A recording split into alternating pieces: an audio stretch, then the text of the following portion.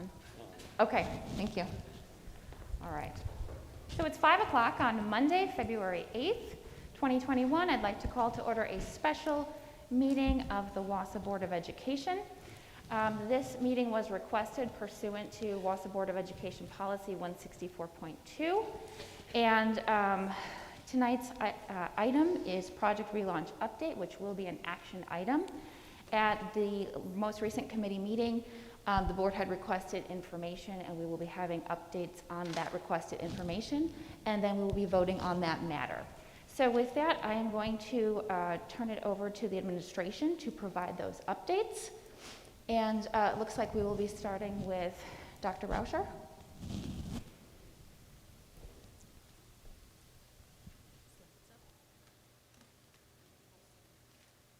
Hello, everybody. And lots of everybody's. Thank you all for coming to hear about this important topic. Can we do the slides up here, please? While we're pulling up the slideshow, I just wanted to share the members of the Longfellow administration team had a chance to do some training around Leader in Me and the 7 habits recently. And one of the things that we were challenged to think about is our mission, which right now is stated as to advance student learning, achievement, and success. And one of the questions that came up that Dr. Hiltz and I ended up talking about in a small group was, what if we took student out of there and said our mission is to advance learning, achievement, and success for everybody? Certainly our students, but also our staff, our families, our community, all of us. And it really opened up the conversation and led us into conversations too about one of the habits, which is win-win, thinking win-win. And related to that, there's this idea within Leader in Me and the 7 habits that you try to, when you're trying to think win-win, you're putting together 2 C's, courage and consideration. And I think that's really where we are tonight, regardless of what our role is here, trying to be courageous and also trying to be really considerate of everyone else involved. So that spoke to me. I think this is our challenge. There's certainly no easy answer to the things we're going to talk about tonight, but if we can approach it with courage and consideration, I think we'll get to a good spot. So some of the information is just a review from the last meeting, like this first slide, and really the idea here is that we know that many of our students are struggling academically, and the bullet point about GPA suggests that it's not just students who maybe are earning failing grades, but all of our students have been affected by the structures of school this year.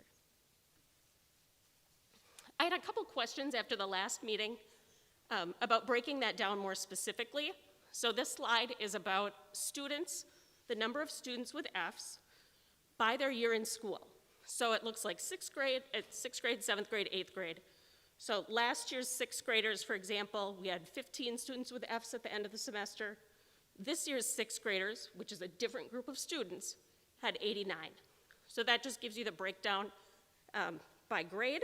And you can see the greatest difference happened in grades 9, 8, and 7 in that order. And then this is another way to look at the data, and this actually goes back to something you, Mr. Boucher, had brought up, I think, at a previous meeting. It's also important to look at students by cohort. So this is the same type of data, the number of students with semester Fs, but looking at the different classes. So for example, the first 2, they're the 15 and the 103. Those are this year's 7th graders, the class of 2026. So last year as 6th graders, that cohort group had 15 students with Fs at the semester.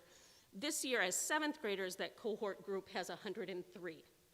So it's just a different way to see close to the same group. It's not that we have every single student is identical, but by class. And if you look there, the grades that had the highest increase are our 8th graders, the current class of 2025, followed by our current 9th graders, the class of 2024, and our current juniors, the class of 2022.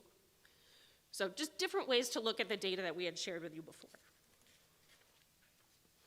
And then other questions came up about how are colleges and universities looking at grades right now in terms of admissions. And so there's a statement there from the UW system. You could actually find, they have a COVID page on their UW help page talking about colleges are very aware that grades may look different, extracurricular involvements look very different, and so they're going with a holistic review. Related to that, many universities and colleges are not requiring ACTs for this year's graduating seniors, but it's important to note ACT scores may be used for things like scholarships. And another question we had gotten was, how can we compare virtual versus hybrid students, the hybrid in-person students, in terms of both grading and attendance? And the honest answer is we can't compare that well. You think about looking at semester data. All of our students in the Wausau School District learned virtually during quarter one. And then with quarter two, some of them continued to learn virtually full-time, and the rest moved to a model where they're part-time virtual and part-time in person. So we don't really have a group that's only virtual and a group that's only in person to compare to. At the secondary level, we haven't done that. Plus, we've also allowed students and families to move between those two modes in whatever way works best for them. And we've even invited some of our students who struggled in one mode to switch to the other. So we really don't have distinct groups that we can compare in terms of grades or attendance. You've seen grade data as far as attendance.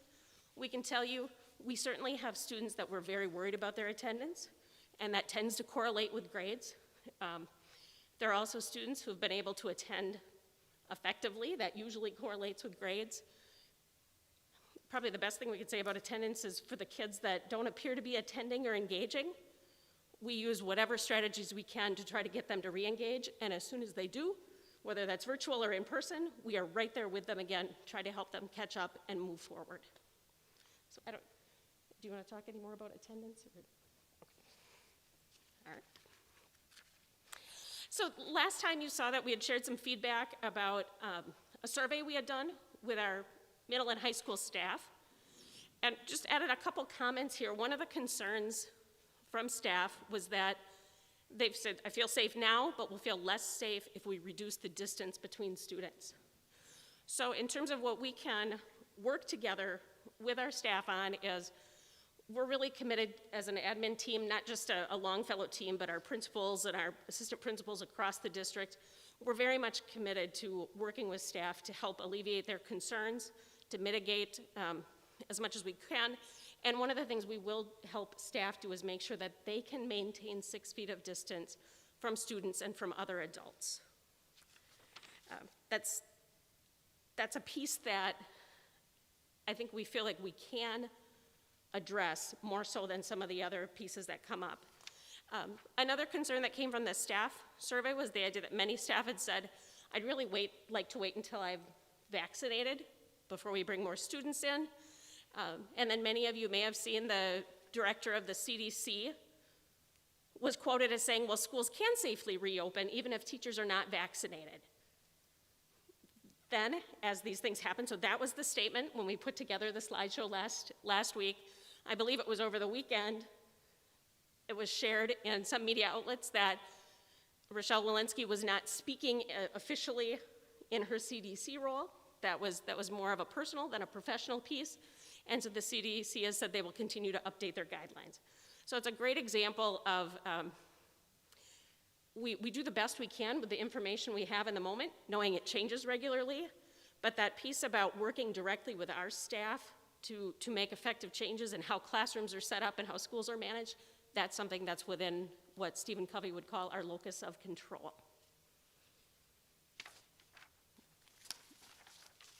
So then we had talked at the last meeting also about what we can learn from others, and those of you who were here, or if you've seen the slideshows, we looked at several other districts in Wisconsin who have 70 to 80% of their students in person without cohorting, without guaranteeing 6 feet of distance, and there was comparable COVID transmission. And then we've also shared with you our current, as of last week on the 4th, COVID-19 dashboard data, and as you know, that's updated more or less every school day. That's right on the school website. So continuing, what can we learn from others? As I mentioned, there's often conflicting data. So we have our local and state health departments saying, please maintain 6 feet of distance. And then we have CDC guidelines that talk about social distancing to the extent possible. And we have research that was published, I believe, by the CDC and the Journal of American Medical Association, JAMA, saying that schools can have in-person learning and that staff maintain 6 feet of distance if possible. So not everybody agrees on this, and that's part of the challenge. But we can agree, I think, as a district that we've been really good about masking, hand hygiene, cleaning and disinfection, contact tracing, and the one that's not up there but I would add is really looking at our ventilation systems. So with that, I'm going to turn the mic over to Mrs. Angie Lloyd to give us a little bit more on this kind of information. Dr. Rauscher covered pretty much all of it. Thank you, Dr. Rauscher. I did talk to Joan from the health department last week. She did say that DHS, DPI, and the local health departments stick with their recommendation of maintaining 6 feet of social distance. I did let her know we would still be masked. Everybody would be masked. The adults in the classrooms would be staying 6 feet away from the students. If we need physical barriers or plexiglass for the teachers right in front of them so the kids know not to go up that far, we will do whatever we need to do to make sure our teachers are 6 feet away from the students. On the next slide, I do have the Dhs webinar that came out last Thursday, I believe, on the 28th of January, maybe 2 Thursdays ago. That does talk a lot about that 6 feet of social distancing. And then there's a CDC report from Wood County that's also been published for you to take a look at.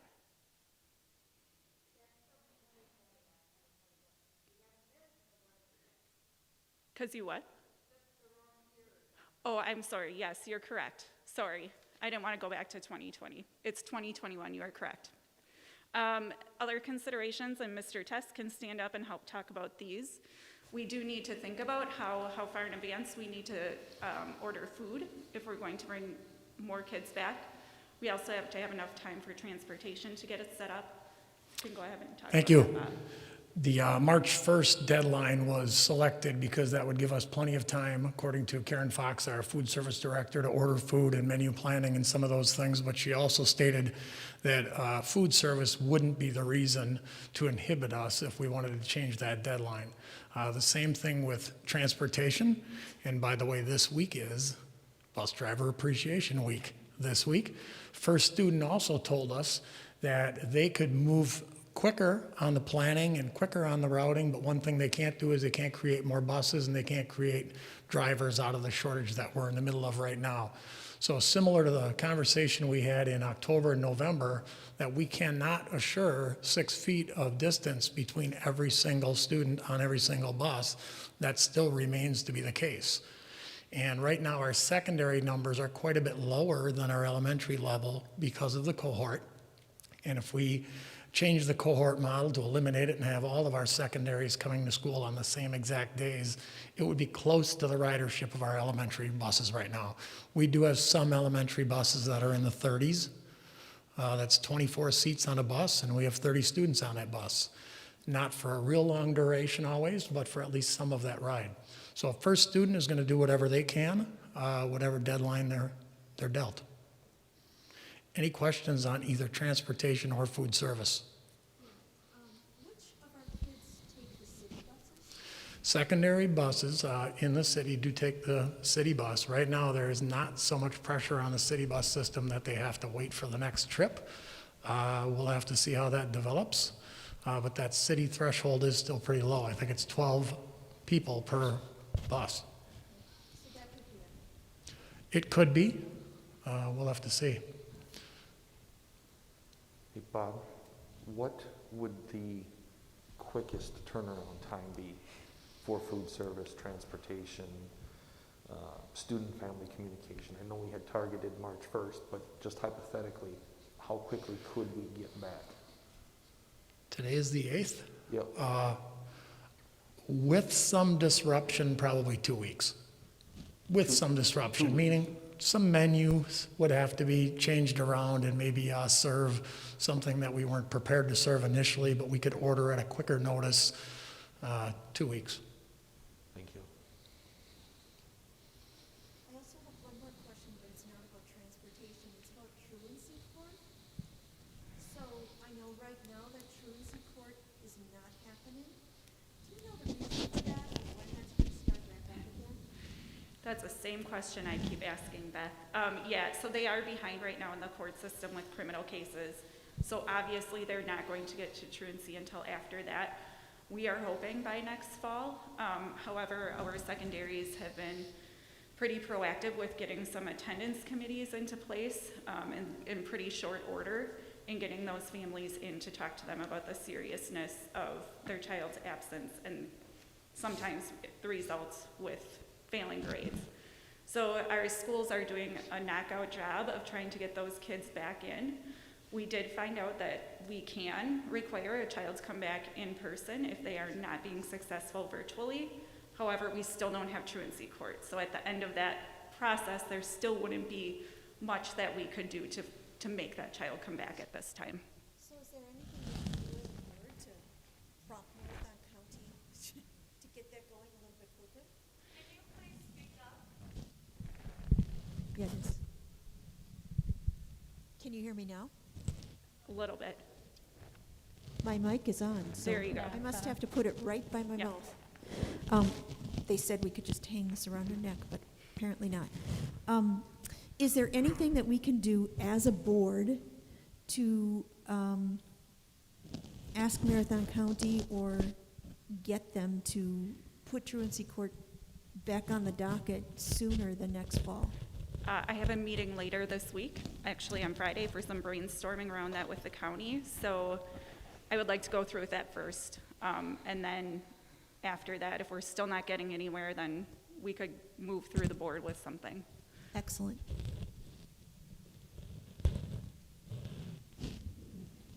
Dr. Rupp?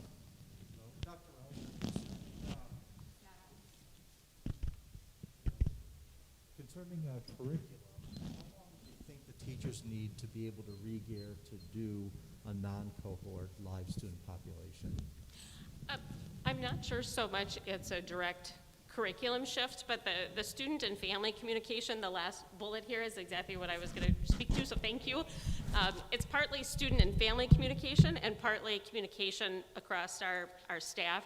We would like to be able to give families time to make a decision and also to share their decision with us if they want to stay in the mode they're in right now or if they want to make a change.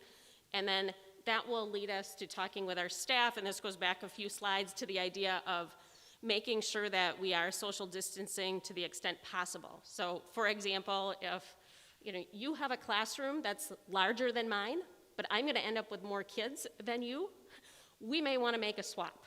We may want to have those kinds of conversations to try to set things up the best possible. So you'll see on the next slide, we're still as an administrative team recommending March 1st, and that's so that we can collaborate with our families and with our staff and communicate effectively, because we want to set both the adults and the students up for the most success possible in any kind of change. So not necessarily a curriculum driver, but definitely an overall quality of service consideration. But at this point in time, if I may just add there, it's not like we've been sitting on our hands in the classroom not thinking about this. Correct. So we probably have a lot of people that have a lot of plans ready to go that could be implemented much sooner than March 1st as well. If you give us that direction, we will make it happen. If we could choose, we would choose March 1st. One more question. The CDC is supposed to come out with very firm guidelines this week. What will we do if the guidelines that the CDC comes out with are in opposition to what we've decided to do as a board? We have not had that conversation as an administrative team, although I think we are all aware that that information came out over the weekend, that we expect more detailed guidelines within the next few days potentially. So I can't say I can't say I'm speaking for the whole team. My gut is we would look at them and we would adapt the best that we can, kind of like we've done since last March. Just as we learn, we adapt. It's tough to put you on the spot like this, Dr. Roche, but the bottom line is that everybody is sitting here with bated breath, ready to get back to school. And the bottom line is we'd all be working together. Mm-hmm. It's not something that would be isolated in that. And the teams would be working together. Your PLCs would be working together. Your CLTs would be working together. So you could probably speak about curriculum and how that would be ready to go because of the fact that people have been already working behind the scenes. Sure, and on the curriculum piece, just to be clear, I mean, we would still have students, some students choosing to learn virtually like they are now, and some in person. So that part is not a shift. No, and we've been just talking about being proactive with the 7 habits. So our administrators are well aware that this change may be coming very quickly. They are preparing, like you said, Mr. Boucher, they have not been sitting on their hands. We've been preparing for this the entire time, preparing for all of our students to come back. Yes, there are some logistical things that are going to take a little bit of time, but certainly those plans are well underway. Knowing a lot of the teachers already and speaking with many of them, I'm sure they've been speaking with other teachers from other districts who have already been in the classroom, how they've been doing and Yes. what they've been doing. And those types of things that are being shared behind the scenes are not things that we see normally. But if you've been in the classroom, I've been subbing in local areas, people are working together. Mm-hmm. You are correct.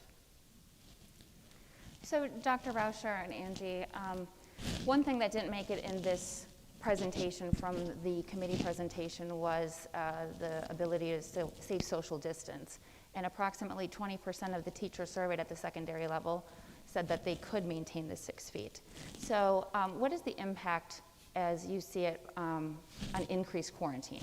Because I did speak to one of our district nurses at great length, and she was explaining the quarantine policy and saying that we're going to see quarantines go up as a result.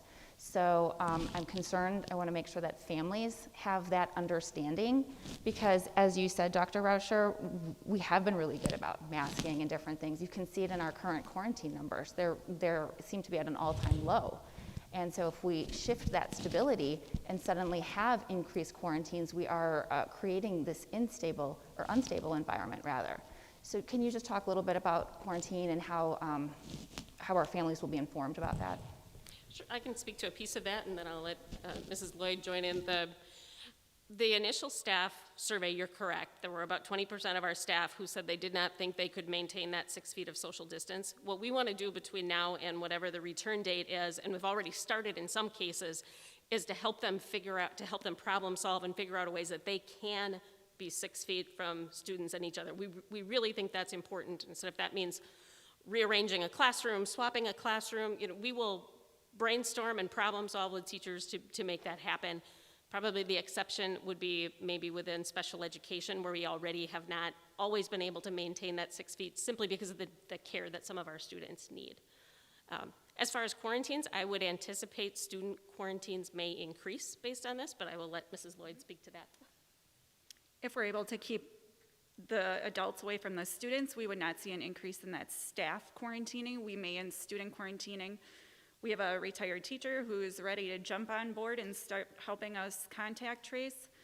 Right now, Julie's with me tonight. Contact tracing has been pretty quiet, but we've hired all the health aides for every building with our CARES Act funds.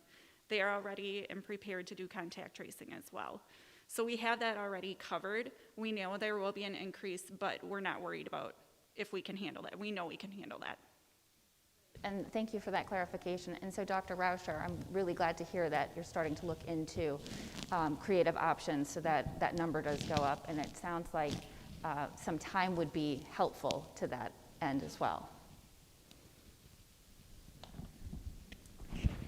Something else that I think I had earlier in my notes, but I just feel is really important to share, and this is not just my idea, this is certainly something that other people have shared as well. Whatever decision is made tonight will not in and of itself magically correct all the concerns we have. So it's not like if students come back next, whatever the 2 weeks is, We won't magically have everyone passing within the next day. We won't magically have everyone comfortable social and emotional wise the next day.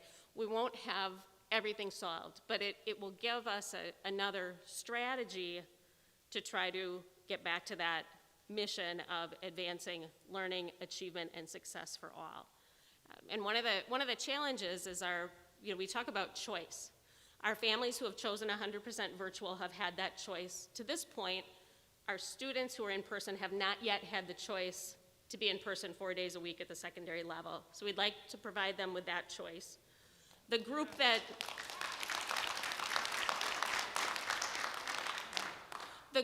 doesn't have choice in the same way is our staff. They could choose not to come to work, but there's a pretty big consequence to that. So that's why we want that little bit of time to make sure we're really setting them up the best possible, as I shared, that they can maintain their safety and choose to stay 6 feet away from students and other staff. Families who want to be in person can have that choice. Families who want to stay virtual can have that choice. So that, I don't know if we want to put the recommended motion up, and we can certainly continue the conversation, but that's why our motion is still to return all of our in-person secondary students, so that's grades 6 through 12, to 4 days of school per week every week, starting on March 1st. Thank you, Dr. I'm Rush. very concerned that we are basing this vote on a cherry-picked part of a conversation that the leader of the CDC had.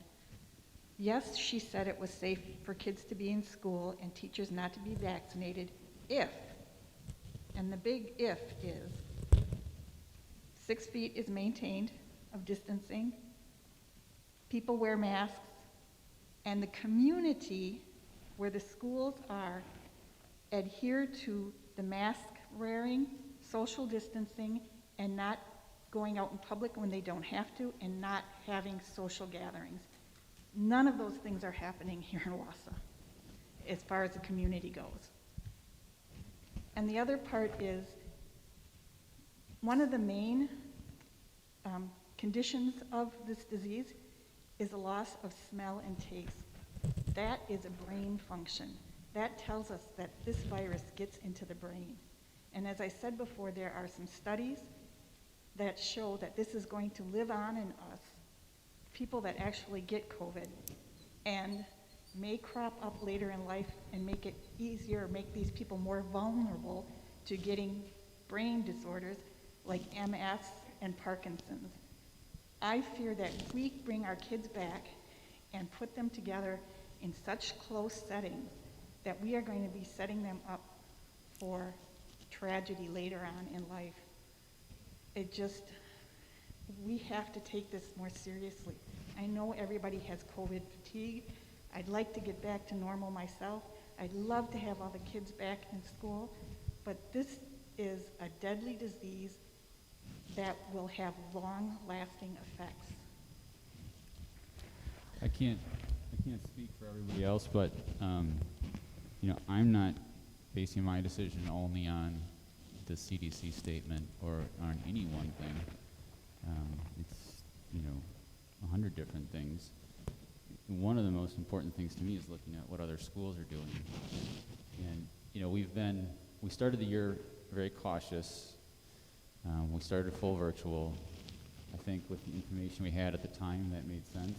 Once we saw that other schools were doing it safely, then doing hybrid safely, we thought, okay, we have confidence we can do that too. It was a hard decision at the time, but it's proven without a doubt to have been the right decision because our staff infection rates actually went down, not up. Now we're in a situation again where we're thinking about a transition, and we again can look at what other schools are doing, and other schools are doing it safely. Schools with a higher percentage than what we're at. So for me, I'm quite confident that we can do it safely, that we can bring 60% of our students back. The harder decision, I think, is the timing of it. I've heard some from some people that say do it right away, as fast as you can. I think that makes sense. If you think about a student who's struggling, every day matters. But on the other hand, I also think it makes sense to wait until fourth quarter when staff are vaccinated. I can see it on both sides, and that sort of brings me back to where we were at the last meeting when I said that I thought that March 1st was kind of a reasonable compromise in the middle. It's not a perfect date. It's not a date that's going to make everybody happy. It maybe runs the risk of being a date that makes no one happy, because people that want it right away aren't happy, and the people that want it fourth quarter aren't happy with me either.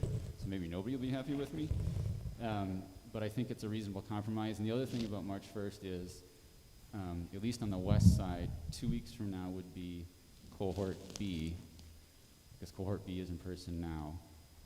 So A would be next week, B would be the week after. It would make sense to me to have B finish off their in-person and then start fresh March 1st with A and B together. It's not perfect, but I think it's a reasonable compromise. But we don't know if these other schools are doing it safely, because kids are asymptomatic when they get it. We don't know if 20%, 50% of their children have had COVID because they're closer together. It seems like we've kept our kids safe this long. I think we should wait till the teachers are vaccinated and we know even more. We don't test our kids. We don't know how many have had it and how many haven't. Well, and that's why I think it's important that we maintain the parent choice, so that parents can decide for their own kids whether or not they're confident with that. If they're not, then we have the option of virtual. And for our staff who don't have that choice, because quitting your job isn't a reasonable choice, it's important that we maintain 6 feet of distance for our staff. And for our students, for the parents that say, you know what, I'm not comfortable, if you can't guarantee 6 feet, we still have that virtual option. I think it's really important for us to pay attention to the fact that this is not a single dimensional issue. We've already gotten data about what's happening with educationally and the failures. We also know that there are significant psychological and social consequences to what we do. And we don't know the future. We don't know how many kids in the future are going to end up with PTSD or major depressions or other kinds of major problems. We can't predict the future, but we can't continue to work on a basis of fear. It seems to me we need to start moving ahead and taking some risks, but not be afraid of everything that comes. I don't operate on fear. I operate on science. So I'm going to ask the members of the audience to maintain silence and decorum while we have this discussion. Thank you. I want to clarify that, Dr. Wausau, I really appreciate your points about how we're able to be 4 days a week at the elementary level. And I think that it does need to be clarified that the reason we're able to have 4 days a week in person at the elementary level is because of the number of families that opted for virtual learning. Their choice to stay virtual allowed for that 6 feet of social distancing at the elementary level. And we just didn't have that at the secondary level. I wanted to follow up, Angie, with the truancy court concern and the attendance, because the impetus for this change, the reason it was brought to us was because of the grades and the failing grades. But if we have students that are truant and we're seeing higher amounts of truancy because of the lack of truancy court, how is the grade data going to change? If we're not getting those students to participate now, changing the modality of instruction, changing the schedule isn't going to change their performance. I'm not even that worried about their performance anymore. I'm worried about our kids and their safety. I've been thinking about this a lot, and how do I put this into a measurable thing to show you how significantly our kids are struggling with mental health right now. When COVID began, let's think about a pie. That whole pie was filled with COVID. That's what everybody was worried about. Now, I would say COVID's a sliver of that for most of our students. I'm worried about their safety. I'm worried about their mental health and how they're getting from day to day. I'm worried that we haven't seen some kids physically since last March. I'm worried that some of our kids had such severe, significant anxiety that they may not want to come back to a building at some point because they're fearful of being around other people. There's so much more to this now than just COVID, that it's the issues that kids are faced with now seem to be even bigger than what COVID is. They overshadow whatever COVID situation or scary thing might be happening to kids, which isn't much. We know that they're not getting sick. Their mental health is in such dire straits right now. It is going to take us a decade or longer to get some of these kids back to baseline. It's no longer about performance and grades. We need to get these kids back to someplace that's safe for them. We haven't had that for almost a year for a lot of these kids. And I think we all share those concerns, but I guess my question to you is, if they're not attending, how is the change in schedule going to get those students to attend? What's the difference? You want to talk about that one? So we're always going to struggle with some of those truancy kids who just aren't coming. In a regular year, we're going to struggle with some of those extreme cases.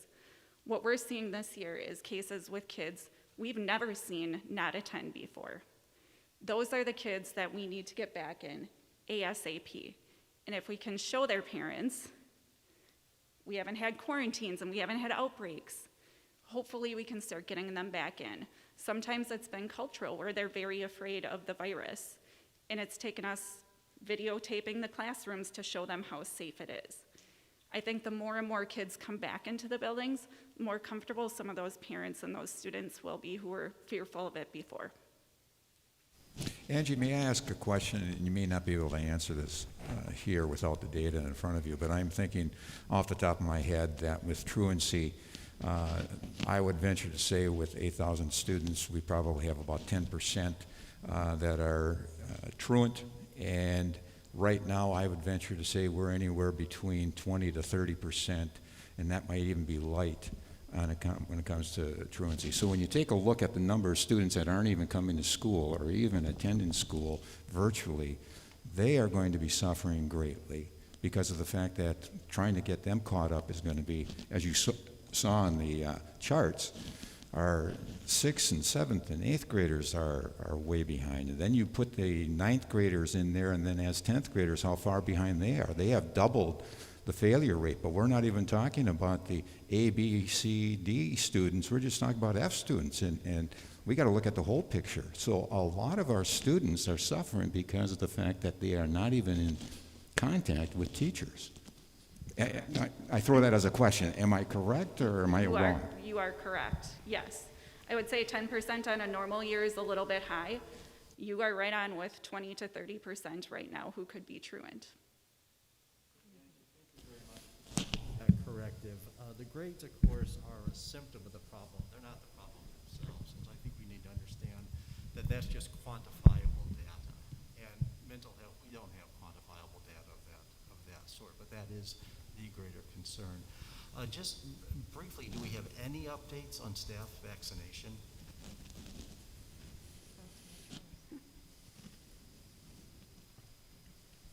Mrs. Gundrum is handling that for us. So we have no more movement beyond the March 1st date that we were given by the Department of Health Services in Wisconsin. As the vaccines have been rolled out, each state has been responsible for determining the order in which those vaccines would be rolled out. I did speak with Aspirus to see if there was any way we could get any of our staff in other than the medical staff who've gotten it so far.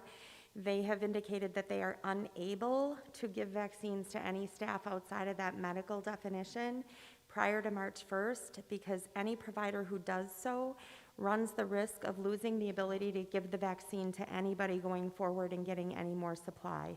They're not going to take that chance. So at this stage, March 1st is the date. I am working with them to set up some clinics where our staff can get in pretty quickly to get those. We are going to have to stage it because we have 1,400 staff. We're not going to be able to get everybody done in one day. So we have a game plan in terms of how we're going to roll that forward and get that communicated. So we're ready as soon as we get the word go. All right, thank you very much. Yeah, this is probably the hardest decision that anybody on this board has ever had to make. And certainly the decision of October was the hardest decision I had to make in my 6+ years on the board. I thought about it many times over the weeks that followed, and certainly many of those times in the middle of the night. But every time I came up with that having been the right decision, and all the statistical data that we've had since indicates that that was the right decision, that we could bring bring these kids back. Everybody who's ever been involved in education knows how much contact time matters. And that's really what we're talking about. The school is the school is the best institution in the United States for dealing with the problems that children experience. And the more we can have influence over them and over their families, the better off those families and those children will be. And so that's something I think we need to be very much cognizant of, the very important role that our staff and our district play. So keep that in mind as we're trying to figure out which risks we're willing to take and which risks we're not, because that's what it all comes down to. We have different levels of capacity for risk, and there's different kinds of risk involved. There is no 100% good answer here, and it's merely arrogance to suggest otherwise. No one is going to be 100% right. And so we're going to have to live with whatever decision we make. And there are costs in both directions, or at least potential costs in both directions. So I want everybody to think about that carefully. And that goes back to the decorum issue. It's irresponsible, right, to interrupt, and it's irresponsible to applaud or to admonish when people are trying to make a decision of this magnitude. I think Dr. Wilson described it this year as sort of picking between the least bad option. And it seems like we've had to do that a lot. So I think your point is right on, that there isn't any perfect option here. Every choice has negatives, and so we have to weigh the pros and cons of each, and it's why it's been such a hard decision, and it'll continue to be a hard decision. Whatever decision we make tonight, it doesn't mean that we're done thinking about it, because we have to think about the rest of the year. We have to think about planning for next year. What are we going to do with the start of next year? So it's going to be an ongoing process for us. Speak to the attendance and achievement piece one more time. I think part of why we think this could be a helpful strategy for some of our in-person students is that we do see, and these are anecdotal, kind of more qualitative pieces, not hard quantitative data, but we do see students who are hybrid in person who engage more or attend differently on their in-person days compared to their at-home days. At Wausau West, for example, I've had conversations with teachers and administrators about students who seem to do well the week they're in person and then seem to get lost the week they're at home. When you look at the middle schools in Wausau East, same kind of things. There are students who attend very differently or engage very differently on their in-person days compared to their at-home days. And honestly, I think for some students, it's just right here, that I have to stand in front of you and look you in the eye when I respond. That's different than if I'm responding to an email or if I were in a virtual situation and could turn my camera off. So is it the answer for every student? No, but we do know that some of our in-person students respond differently when they're in person, so to your point, more time in person then will help them. It may not help the student who stays 100% virtual and does not opt into the 4-day in person. I worry about the parents making a proper choice because, again, we have administrators saying that kids don't get sick. They get sick. They are asymptomatic. It's a 180-degree difference between getting sick and not having symptoms and not getting sick. We need to be very clear to our parents that sending your kids back to school, yeah, there are risks, and these are the risks. You can't be telling people that the kids don't get sick. Can I just address that one first, and then okay, so yes, you are correct, Jane, they can still get it. They may be asymptomatic, but we would be able to contact trace that. So through our contact tracing, but if there's an outbreak in a classroom, we're able to trace that, and we're able to find that out in very, very short order where we can shut down that entire classroom so it's not spreading more.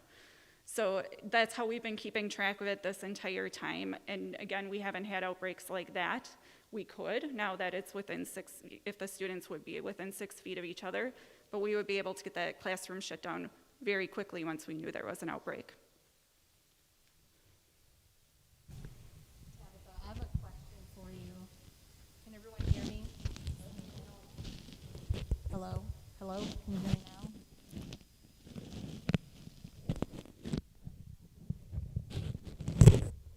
Can you hear me now? Okay, thank you. So Tabitha, so let's say March 1st, vaccines come in, teachers can go get vaccinated.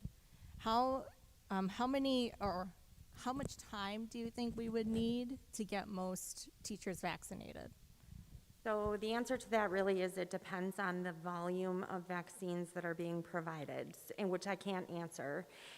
We don't have enough vaccines for the requested volume right now. So it could take, I'm guessing, a month maybe to get everybody through their first round. And the vaccine takes 2 vaccines, and the second one is 4 weeks after, based on the vaccine that Aspirus is receiving currently. That could change too. So as more vaccines roll out, if we get a larger influx in supply, that can happen much more quickly. So Okay. we will be targeting, I will just say, we have the ability to get in for appointments throughout the week, but we will be targeting a really strong mass effort on our Fridays, because those are the days that we have probably the most flexibility. Not that we don't have some students in, of course, at the secondary level especially, but we can create some flexibility in that scheduling more so than the other days, especially if we've got all of our students back for those 4 days. We want to try to disrupt the instruction the least amount during those days and focus on our Fridays to churn through our staff. Okay, yeah. WASB seminars, Friday is also recommended because people sometimes have symptoms from the vaccine, and the type of symptoms that we tell our employees to stay home if they have, so especially with the second dose. So Fridays have been a good plan or a plan for many of the districts for that reason as well, because you don't want all of your vaccinated teachers all having to call in sick the next day. Right.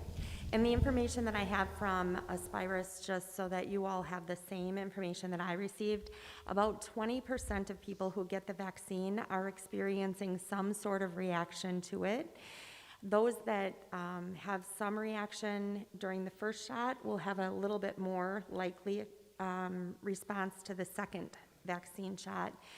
Of the 20% that get some sort of reaction, the typical most common reactions are a low-grade fever, a headache, and extreme exhaustion or tiredness, so they sleep for a day or so, not constantly, but a lot. And so it's very mild overall, but it definitely will slow a person down and definitely have an impact on whether or not they'll be able to do many things during that time.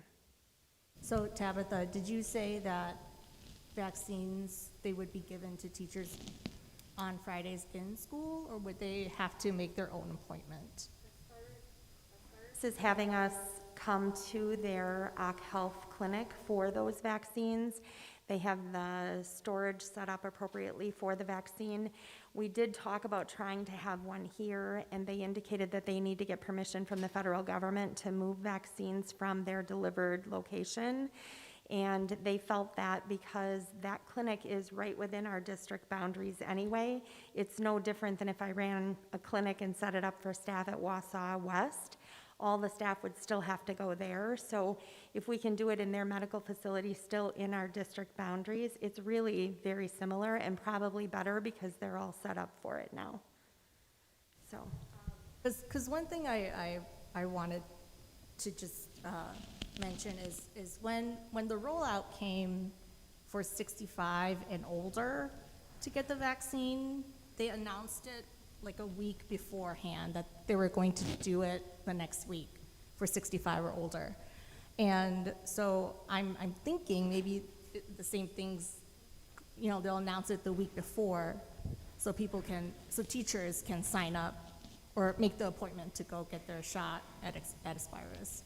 Yes, and I'm actually working out those dates right now with Aspirus. We've already been having those conversations to make sure that they are geared up. So for example, one of the things that Aspirus is doing is they're checking with their nursing staff that are giving the vaccines, and they have asked if they would be willing to work a couple extra hours of overtime on those Fridays to be able to expand the hours that they're available for vaccinations for our staff on those days.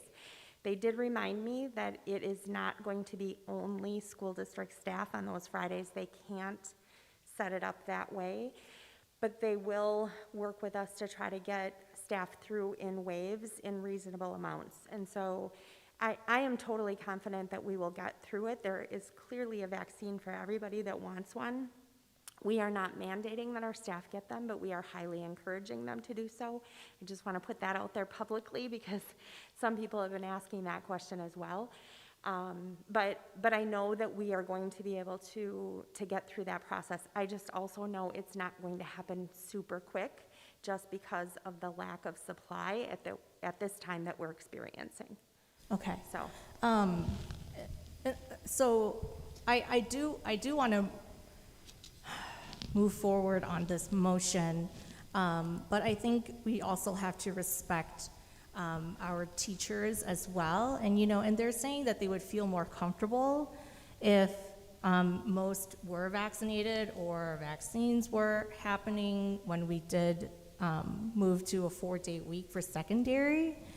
So I think for me, a good compromise would be to move the March 1st date 2 weeks ahead to March 15th. And so I think that's a good compromise because it's right in the middle of the month. It's just moving the date forward 2 weeks. And so I would like to put a motion on the table to amend the motion from March 1st to March 15th. We don't have a motion yet, so you don't have to amend anything. Correct. Well, when it happens, Be out I of would like order. to make that amendment, please. The motion would have to come first before an amendment can Right, come. I mean, you can make that motion. I think we are still having discussion, and we can continue discussion, but you can make that motion now. Yeah, I have a couple of things to say, and it's going to take me about 5 minutes to say what I want to say. So I would ask that people be respectful. I've read all of the emails, I've listened to all the public comment, and so I would ask that you do the same. For the past couple of weeks, I have thought of little else but Project Relaunch. I have read numerous articles, listened to podcasts and radio programs, and attended webinars. Like all of you, I am concerned about students' academic performance, their mental health, and the safety of both staff and students. I have specifically tried to search out information that might change my mind about my initial thoughts.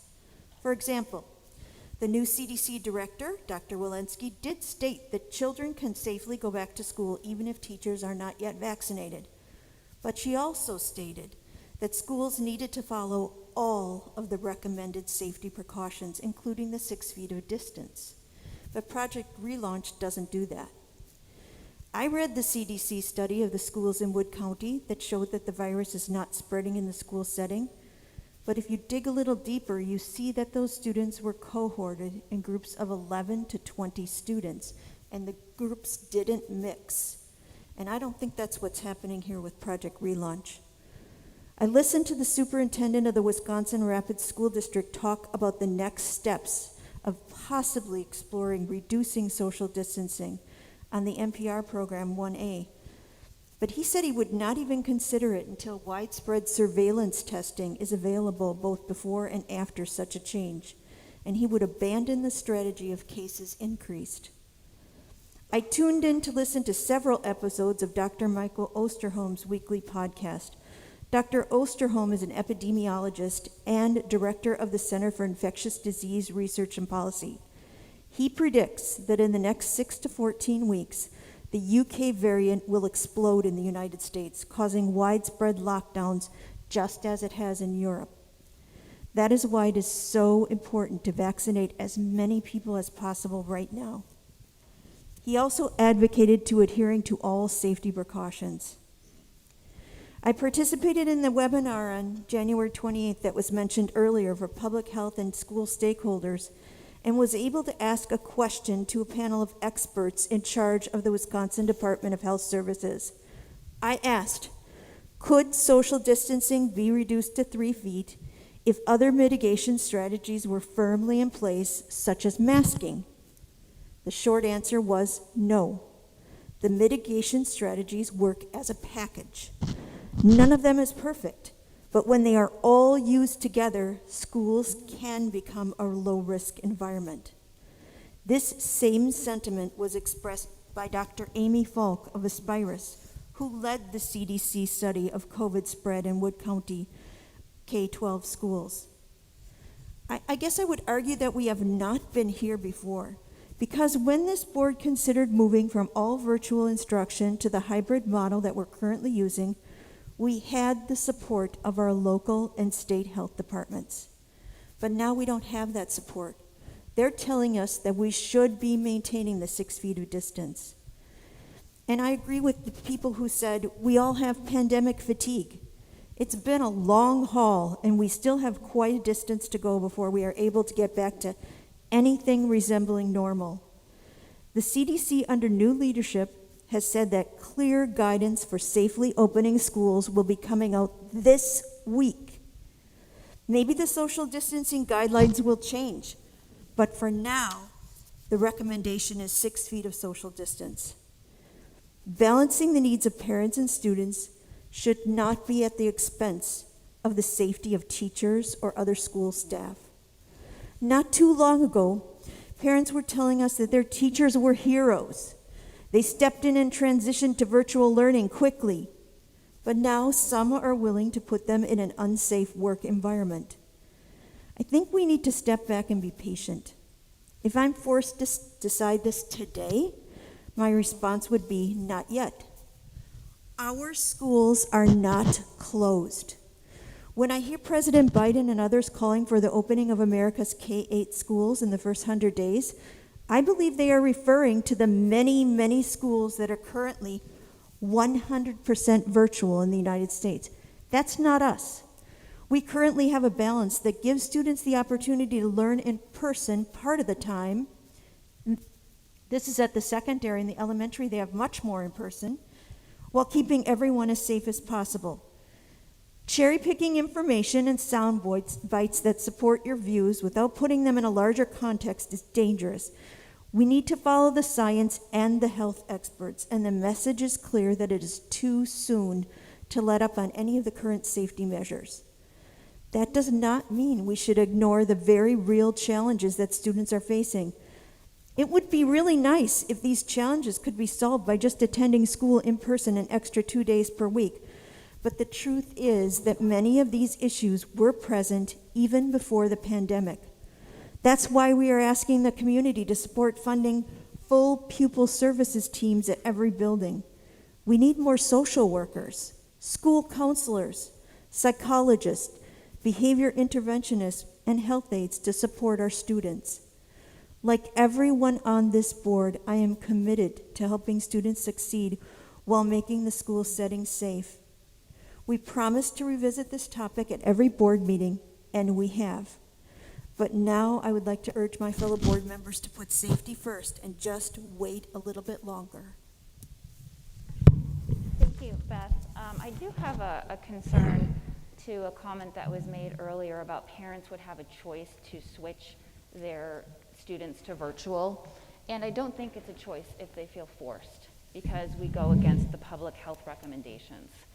I think we have to consider all sides, not just a most vocal side, but we have heard from parents that have said, hey, we made the decision to bring our children back, and can we at least see how this quarter goes before we feel we have to pull them out, because we aren't following safe social distancing. And I appreciate that they're starting to look into some of these classrooms, but when 80% of the staff said that they couldn't safe social distance all or some of their class of those surveyed, that's about 200 staff. And if you think about 6-7 classes a day, they're not always in the same room, trying to figure out all those numbers, I'm just not comfortable signing off on we're working on it. I need the assurance that those rooms are all socially distanced in accordance with the public health recommendations. We are not public health experts up here. So, Lance, I can see you want to say something. I mean, it is a choice, but you're right, it's a different choice, and I've made that argument before as well, which is sometimes people have tried to, like Jeff said, the people who are wrong are the ones who think they're 100% right and that it's easy. They're the wrong ones, or whatever side you're on. Whatever side you're on, if you think it's easy and clear, and then you're wrong. All the people that are struggling with it are the ones that are right. But one of the comments has been, well, just give parents choice, and I agree with you that we actually would be removing a choice, because the choice we'd be removing would be the choice from some parents to have their students in school but 6 feet apart. I don't think the students are 6 feet apart throughout the day now. I think they are 6 feet apart more now than they will be if we have 60% of the kids in school instead of 30%, of course, but I think it's already happening. I think they're already not 6 feet apart, and parents are already making that decision as to whether or not it's worth it to them to have their students in school. So then what happens when you make it 3 feet? Then are they 1 foot apart? Then those parents have to make that same choice again. I don't think we're being honest if we're telling parents that all the students are all 6 feet apart all the time, all day long. It's just not realistic. We do the best we can. And I think the key there is that the people who are asking to go back full-time 4 days a week, the parents that are asking for that clearly understand that risk. I don't believe there's anybody out there who's going to say now, oh boy, what a surprise. I didn't realize now that going back, that Johnny is going to be perhaps 3 feet from Susie. We're not hiding anything. That is well known. 10 feet is better than 6 feet. 20 feet is better than 10 feet. But if we can provide 3 feet and to get the kids back in 4 days a week, or I think that's what the proposal is, 4 days a week, full time, then we know the risks. We know the benefits. We've beat this horse to death. If we beat it anymore, we're going to get arrested. This is ridiculous. Any question or any request for more data, I'm sorry, there are some people who there is no amount of data that's ever going to be satisfactory in order to make a decision. So let's stop pretending that there is.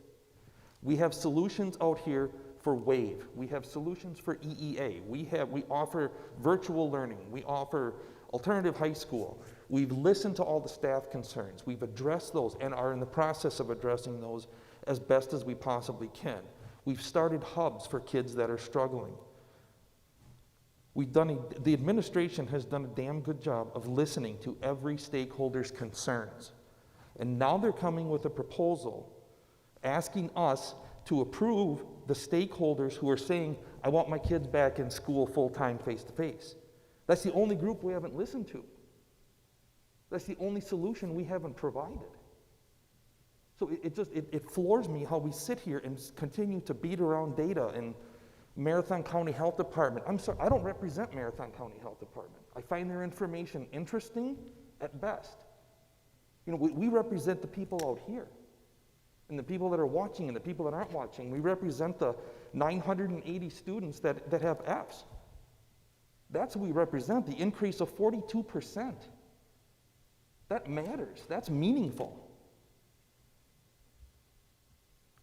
So it strikes me as impossible to sit here and say, well, we need more data, we need more time, we need more this, we need more that. We know the benefits, we know the risks.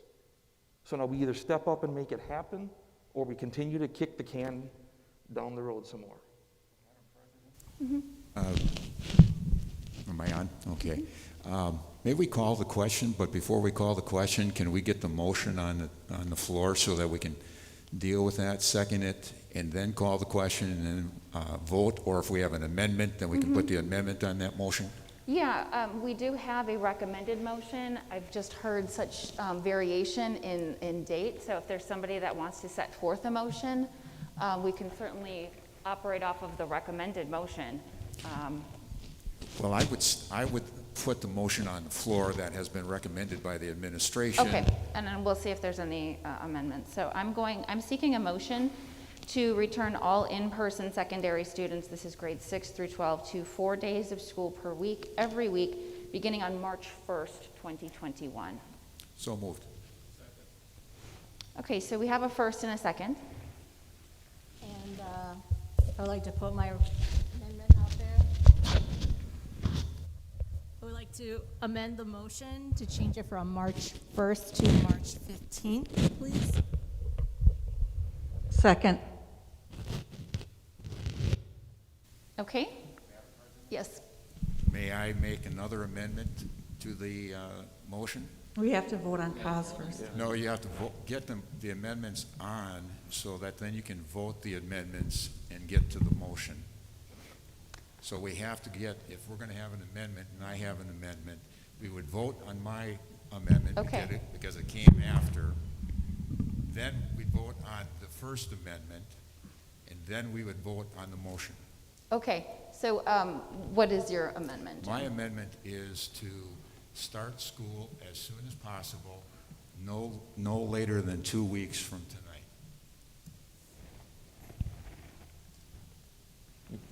Second. So basically, we have two amendments Right. to a motion, one later, one earlier, Yes. one at the first. Okay, so, Call the question. okay, so we're going to vote on those amendments. And let's just be clear about which amendment we're voting on. Correct. We Right. got it's the second amendment that we're talking about. So it's 2 weeks preceding, or 2 weeks from now that we start school. As soon as possible, no later than 2 weeks. Okay. So we're voting on Jim's amendment. Jim's amendment, Okay, yeah. thank you. Yes.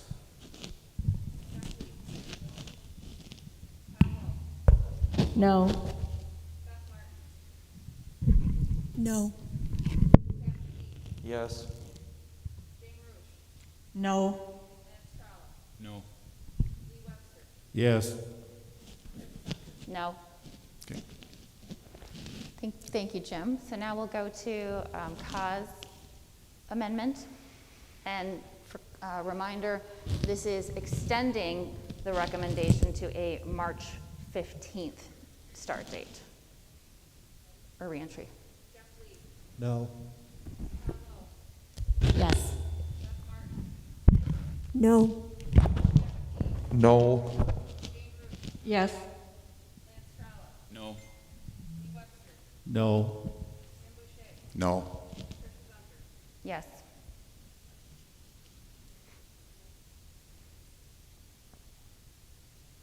Okay, so now we go to our recommended motion from the administration. No. No. Yes. No. Yes. Yes. Yes. Yes. No. Okay, so that motion passed 5 yes, 4 no. So the administration can start preparing for that March 1st start date of returning all in-person secondary students. And I would just ask that that communication that goes out to families is very, very clear, so that those that want to make a choice have that time to do that. Tricia? Yes. I think we need to put some more teeth in our mask wearing in classes. We're hearing from teachers that the kids are having them hanging underneath their noses. We've been at this for a year. There's no excuse for that. Yeah, I think that at this point we've concluded with the agenda items, but I'm glad that you have raised that concern. So we'll just put that out there for administrators to let you know that we do continue to hear about mask wearing and inappropriate mask wearing. So to the extent that you can put reminders out in your respective schools, we would appreciate that. We adopted that policy, we adopted that requirement already, so it has board support, so Right. it should be enforced. We just want to make sure that people our students and staff are wearing masks appropriately. Okay, so that concludes the special meeting. I am seeking a motion to adjourn. So moved. Second. All in favor? Aye. Opposed? Abstention? Motion carries. This special meeting is adjourned. Okay. Does anybody need a break? I don't want to jinx us. I do think we will get through the regular meeting. I know. Okay, I won't say it, but does anybody need a break? No? Okay. The only thing that I'm going to ask for from Angie Lloyd is if she has the public comment. Okay, bringing that down. Okay, so with that, thank you, everybody. It is 6:10 p.m. on Monday, February 8th, 2021, and I am calling to order a regular meeting of the Wausau Board of Education. Turning to agenda item 2, roll call, and Clerk Peck will perform the roll call of attendance.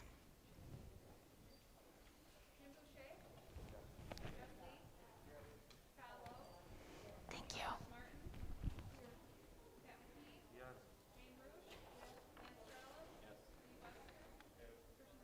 Yes. Okay. Pledge of allegiance.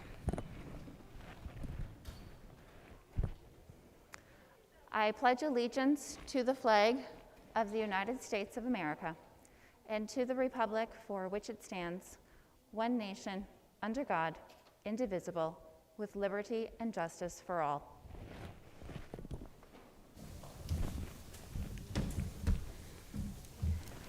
All right, the reading of the mission statement. It is the mission of the Wausau School District to advance student learning, achievement, and success. Although I do want to thank you, Dr. Rauscher, for your thoughts on the mission statement in our special meeting. That was definitely food for thought. Moving on to agenda item 5, public and student comment. We do have a few items or a few individuals who have signed up for public comment. I do just want to remind individuals of a few of the matters of policy 167.3, public participation at board meetings. So public comment is limited to anyone having a legitimate interest in the actions of the board. Public comment is limited to 3 minutes in duration. That is not something that's left up to discretion. That is in policy, and it is a strict 3 minutes. Speakers shall direct all comments to the board and not to staff or other participants. Public comments identifying specific personnel or students by name or through the use of sufficiently detailed description so as to identify the individual staff or student referenced are not appropriate subjects for presentation to the school board and should be referred to the superintendent's office.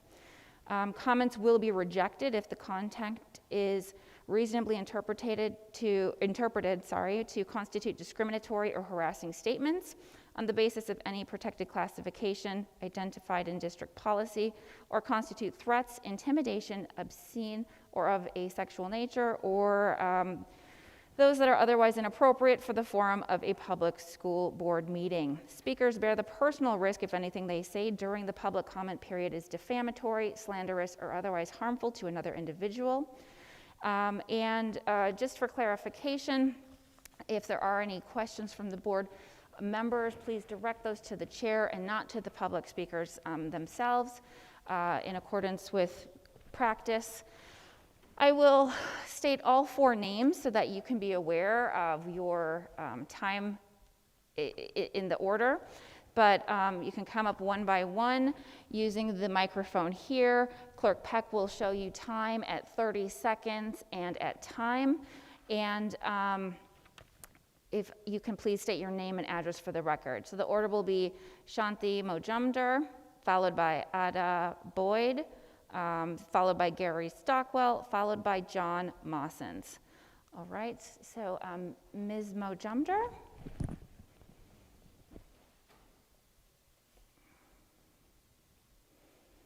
And again, if you could just state your name and address for the record, and then you will have 3 minutes. My name is Shanti Mujumdar, and address is 1208 Highland Park Boulevard, Wausau, Wisconsin. Good evening, Wausau Board of Education. My name is Shanti Mujumdar, and I'm representing the Wausau Area Montessori Charter School Governance Council. We would like to extend our gratitude to the Wausau Schools District Board of Education for seeing the value of our school within the district and the community. The Governance Council would also like to thank and acknowledge the Horseman staff for being great neighbors and sharing their space with us for the past 15 years. We are very excited about the proposed referendum and the possible expansion and renovation of our school. It is time for our own space, a space that will match the Montessori philosophy. The Montessori school strives to educate all children who think and learn independently. The head of school and her staff have worked very hard to bring an authentic and practical Montessori education to our community.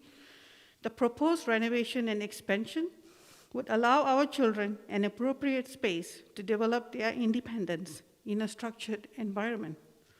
Additionally, it will also allow us the ability to expand programs to 4K and grades 7 through 8, and to educate more children in our community the Montessori way.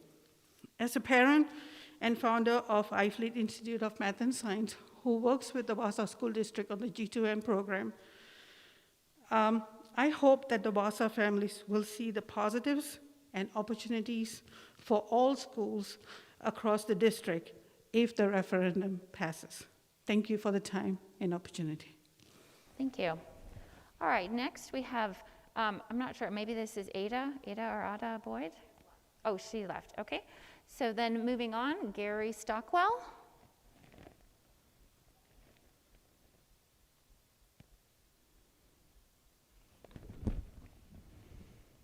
And Mr. Stockwell, just a reminder, name and address for the record, and then you have 3 minutes. Gary Stockwell, 1310 Prospect Avenue, Wausau, Wisconsin. First and foremost, I just want to say thank you all for your vote several moments ago. I understand that it's not difficult, that it was very, very difficult, excuse me. And I understand the gravity of the situation that we're dealing with. I just want to talk a little bit about my own situation myself throughout this, along with my 2 boys. I have a 9th grader and a 6th grader. My 6th grader, virtual learning has done quite well. He's doing great, all A's. Emotionally, he is struggling very, very badly. He's constantly crying. There's been a lot of tears at the Stockwell house, struggling, missing his friends. He's missing his sports. He would have missed cross country and wrestling so far. He's gained 30 pounds in weight. That's something that no one's really talked about is physical health along with the mental health. And then we have my 9th grader. Garrison's been a straight A student forever. This last semester, he has had F's in 5 different classes. He's gotten those up a little bit once he was able to go back to school, once he was able to see his friends, look his teachers in the eye, have better communication. So again, I know the way you voted, and I'm thankful for that, and I know the gravity of the situation, but I truly believe that my family, my boys are healthier in school. They're happier in school. They will be smarter in school. One more thing, the spread in school is less than that of the community. You know, our teachers are vigilant about this. Yeah, our teachers are heroes, and they are rock stars, and they've been all throughout this, and I'm thankful for that. But going forward, I want you guys to understand that the health of our kids is not just whether they get COVID or whether they don't. It's whether or not they have to deal with obesity, their mental health, their aspects of that. So again, thank you for your votes going forward. Thank you for all you do, and I appreciate that. Thank you, Mr. Stockwell. Okay, and then next we have John Mossens. And just a reminder, Mr. Mossens, if you can state your name and address for the record, and you have 3 minutes. Good evening, John Mossens, 803 Steuben Street. I'm here representing the WEA, as you can probably imagine. Thank you for your decision just a couple of minutes ago. That was not easy, and I really appreciate the discourse. I'm sure everybody did, and I can imagine, as was stated, sleepless nights are in store for everybody. I want to just go on record for advocating for what our teachers are asking and repeat those again and speak to a few of those. Number one, as we look forward to our March 1st date, continued mitigation efforts to maintain a 6-foot safe working distance from our students. This may vary depending on the teaching discipline. We understand that. Number two, mandatory masking policy remains in place with administrative enforcement working with those kids. Number 3, communication lines remaining open and professional with building principals regarding all health and safety issues. I think that's been very good so far. All of these have been very good so far. Number 4, a March 1st commencement date. We know that, excuse me. And number 5, an understanding, this is probably one that I'd like to speak a little bit to off the cuff, an understanding that bringing back our students into our secondary buildings is not going to be the magic bullet to solve the academic and social and emotional problems that we are currently facing. First of all, I want to compliment Tabitha Gundrum in terms of working with us with the first couple that I mentioned. Her efforts to get us vaccinated and her and I talk a couple times a week has been very good. And so thank you for that, Tabitha. We have also talked, and I know Dr. Rauscher mentioned it, that just because we now bring these kids back March 1st, and being the department leader at Wausau West for the greatest department in the district, the English department, we have tried and are trying numerous tricks of the trade, 32-year English veteran, to help our kids at the high school level turn in work, thank you, turn in work and get their grades up. And we now have course credit recovery programs from last semester to this semester. And it is a struggle. And just because all of a sudden we bring these kids back does not mean that instantly the GPAs are going to come back to where they were. If you want to read about it, read about how these things are going to take time, read to what happened to, thank you, London when they were bombed by the Germans during World War II. It took years of recovery. Thank you. All right, thank you, Mr. Mossens. Okay, that concludes public and student comment. We are moving on to agenda item 6. This is approving the consent agenda. I do want to recognize donations to the district in the last month. Donors include Brian Puent, North Central Wisconsin Face Mask Makers, Kelly O'Brien, anonymous donor, Knights of Columbus, Meng Tao, Harriet Sukup family, Tanya and John Group, and James Sukup, James and Deborah Waters, Dolly Lapierre Fisher, Jane Coons, Sandra Loeb, Susan Miller, The Neighbor's Place, Matthew and Laura Brewer, Robert and Mary Jo Hartwig Family Foundation, and Richard and Kim Tenner. So thank you very much to those donors. On that, I am seeking a motion to approve the consent agenda with great gratitude for donations to the district. So moved. Second. All in favor? Aye. Opposed? Abstentions? Motion carries. Okay, moving on to agenda item 7, old recurring business. So we have first from Education Operations Committee meeting 2 weeks ago. The first item here is Project Relaunch update. So at committee, we had moved the matter forward to the regular meeting. In the interim, there was a request for special meeting. That special meeting occurred immediately prior to tonight's regular board meeting.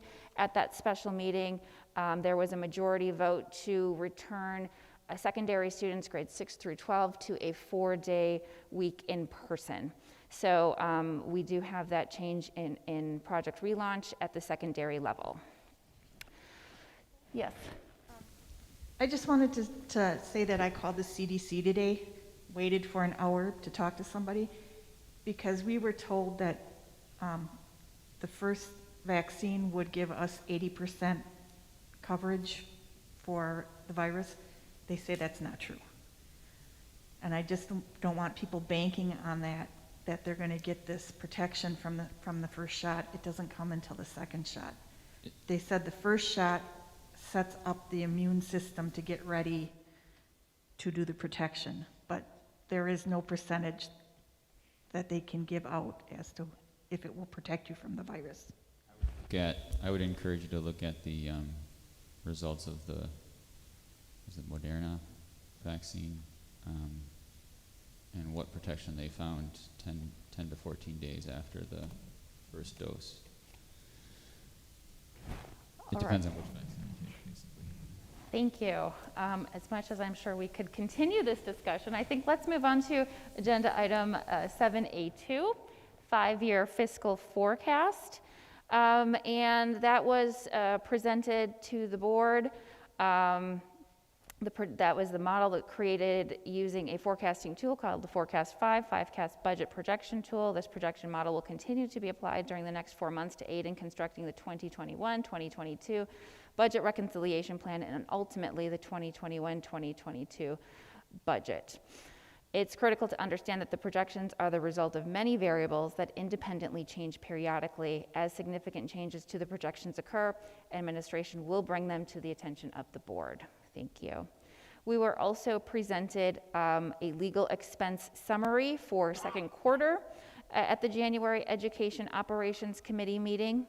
That also is not an action item, just information that was presented to the board.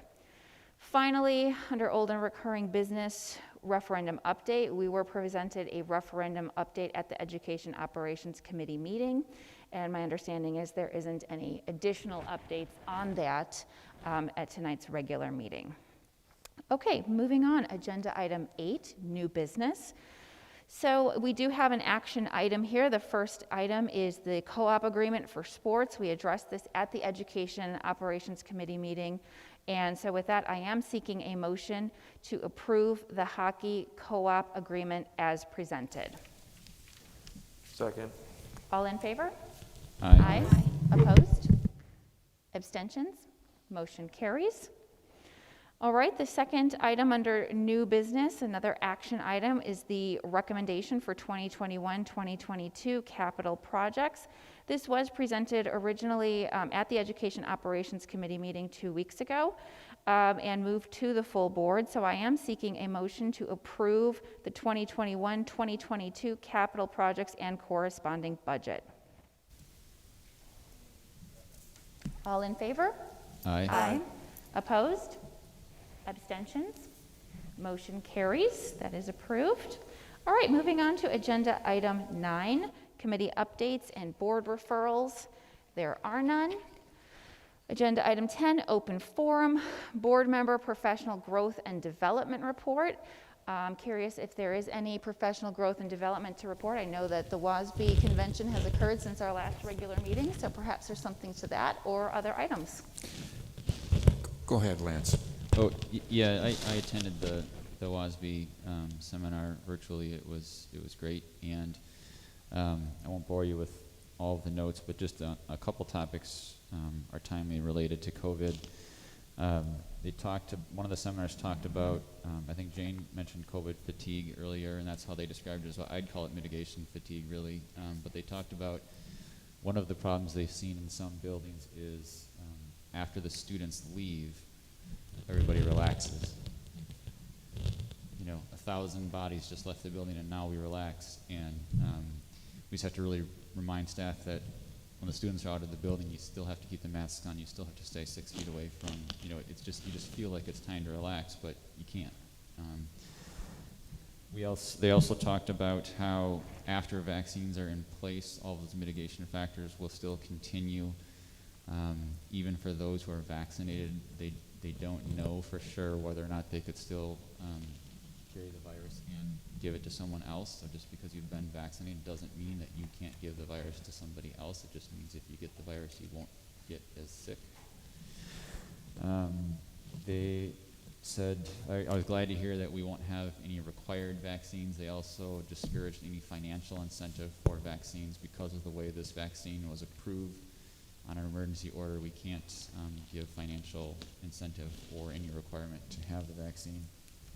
And then on virtual classes, it was interesting. They talked, I attended a school law seminar, and they talked about how a recording of a virtual class is a student record. Not a teacher making a recording of a lecture and playing it to the class, but an actual recording of a class. And so they really discouraged any teachers recording what's going on in the classroom because it becomes a student record and has to be treated as such. And so we need to be careful with that. So they discouraged that. And then the other thing they talked about is one of the things a lot of districts are grappling with is the you know, the sort of lack of confidentiality of virtual classrooms, as in, where is the student? Are they at home in a private setting? Okay, that's fine, but what if they're at a daycare and there's, you know, 10 other people that can hear the classroom? You wouldn't allow a babysitter to come and observe a class, so do you allow a babysitter to observe the class virtually? And it's just, there's a lot to think about there. But it's, you know, it's not quite so easy anymore, because you can't just cut the line at the door, and now we've got it all out there virtually, and you don't know who's on the other end of it. Great, thank you, Lance. I just want to bring this to the board. Many of you were at the conference, obviously, and may have seen at that time that the resolutions, 3 resolutions that we had, and I didn't mention it the last time, so I figured I better not miss it this time, but all 3 of our resolutions went through. The expansion of affordable broadband went through, along with resolution recommending funding and assist school districts compliance in Act 31, which then I know, Kai, you're very interested, and I know that we're all very interested in the fact that getting Act 31 pushed opens the door to open more of the history of the Hmong culture coming to Wisconsin as well. That's been a very big push for all of us. The third one that went through was the resolution recommendation legislation on the mascots. And if you remember, last year, Act 31 did not get voted through because they just simply said it was an act that was already in place. But this year, it was stated we need to encourage people not just with a nice budge, but it's the law, do it. The other thing is with the mascot. I think that's been very important and something that has been needed for quite a while. So all 3 of our resolutions did go through, so a big plus. That's great. I just do want to clarify, and then Lee, I see that you had something. So it would have been a similar law to Act 31 to teach on the Hmong history. And what happened, Jane was on the committee at the time, and I know DC Everest is one of the districts that introduced it. Right. And it didn't make it out of committee, is my understanding. But I think that's certainly something that, you know, perhaps in a future year, next year, this board might want to consider, or reach out to DC Everest and maybe co-sponsor, because that is important, I think. But we didn't address Act 31 last year. That was a new one this year. That he's also on the committee to move that forward from Region 5, and so it's Yiling Zhang? Yes, he is. Oh, He's yeah, our representative. Thank you, Jane, for giving me the input to contact him and get him on for a rep as Region 5. So wonderful. Hopefully he will push that next year. Awesome. Thank you for that update. Lee? Jim stole some of my thunder. As a delegate, I was going to report that they all passed. There was some modification. Last year, if you'll remember, the proposal was specifically about district mascots, logos, and imagery, and encouraging a legal change. In this case, it was more a resolution to encourage a change process that would remove the logos, ultimately might remove the logos, but it's much broader in terms of dealing with race, ancestry, ethnicity, and other areas. So it's a broader resolution that did get passed. In addition, I would be remiss if I did not comment about the Season 9 meeting that we had. There were a couple of things that came up that I thought were particularly interesting. One of them is that DC Everest right now has a program for their seniors that encourages them to go into teaching. And we all know the problems we're having with getting students going into the education. And this is a program that specifically is aimed at helping their students who would have an interest in education to move ahead. Secondly, we were presented with a leadership development program that all the CISA 9 people have gone through that is now available to all the schools. And it sounds absolutely incredible.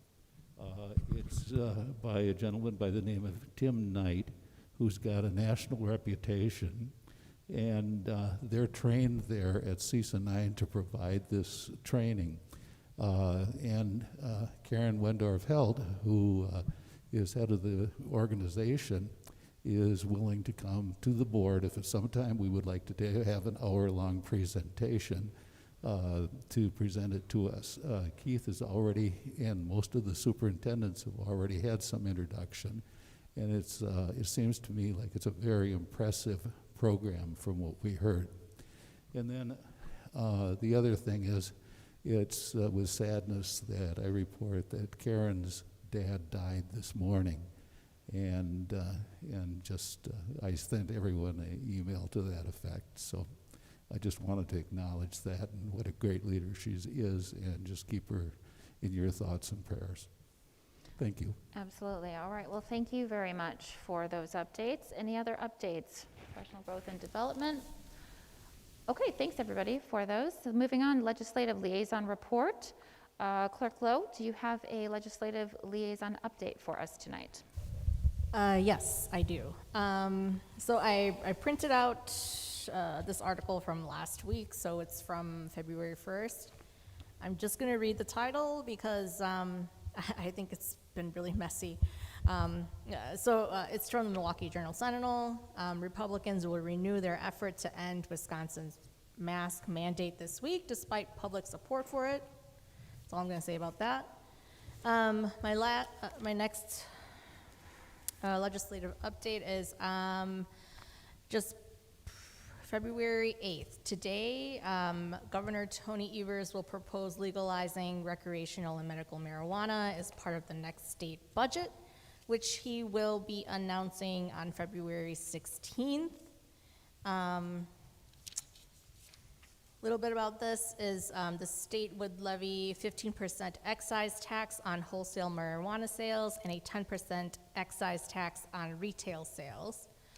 The taxes would generate $165.8 million in the fiscal year from July 2022 to June 2023.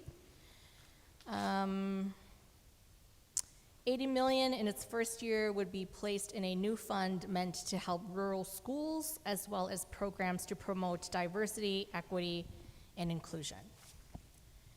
Another update is Evers releases plan to lower prescription drug costs. This is from February 3rd.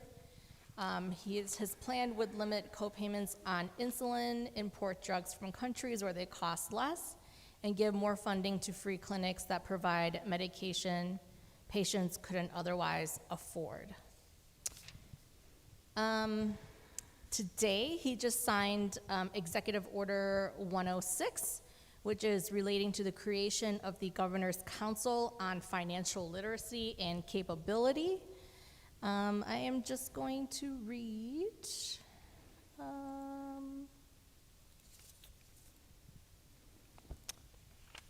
one of the whereases at the end, which would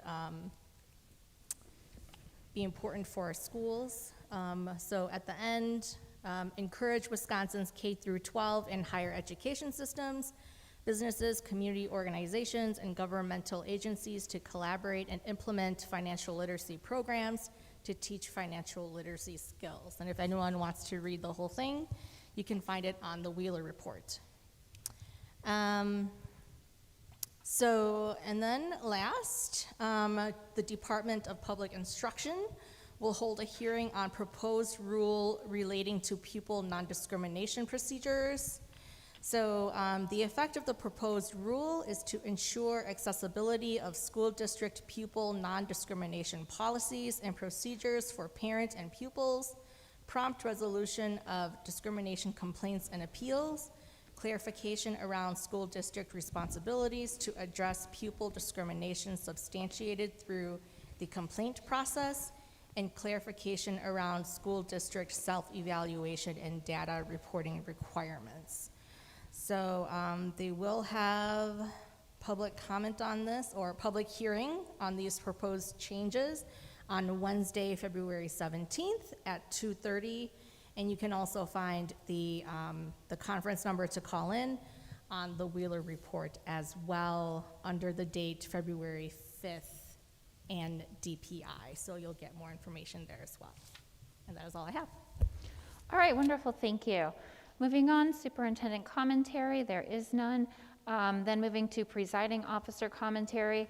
I just want to put a reminder out to the public that the first community meeting about the upcoming April 6th referendum is on Wednesday, February 10th at 6 p.m. right here in the Wausau East High School Auditorium.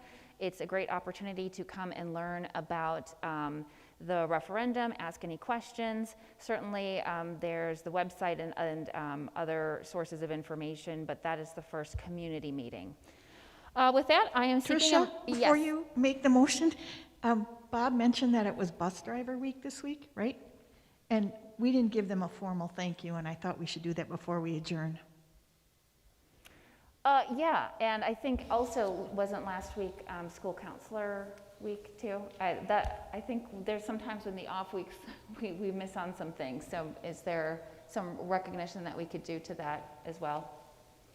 I'll let you think about the counselors, but this week is officially bus driver, and let's make it bus transportation personnel week in Wisconsin. And every year we do recognize them, and we have our food service people make some cinnamon rolls and send them over there, as a matter of fact. But getting public recognition like this, there's no replacement for that. So thank you for the reminder. And thank you for all of our bus drivers and all personnel keeping our kids safe every single day. Absolutely, thank you. Yeah, and you are correct, Tricia. It was school counselor week last week. You heard from them just a couple of weeks ago. They have an incredibly difficult job, and they do it with perfection and perseverance, and they get up every morning knowing that their jobs are going to be tough, but they come for the kids. In the city pages, there is an article this week that was that they did about our pupil services, and in it, Andy Grimm talks about how they used to be guidance counselors because they would help guide kids through their academic needs and help guide them onto what they wanted to do in the future. And their jobs have changed so greatly. They're really like another parent to a lot of these kids. So we greatly appreciate them. And like Bob said, there's nothing better than formally, publicly acknowledging how amazing they are. Absolutely, absolutely. So thank you, both of you, for being able to speak to that. Thank you to our bus drivers. Thank you to our school counselors. And really thank you to everybody for really helping us and for all the work, making this district as amazing as it is, especially in this difficult time. So with that, I am seeking a motion to adjourn. Second. All in favor? Aye. Opposed? Abstentions? Motion carries. This meeting is adjourned. Thank you.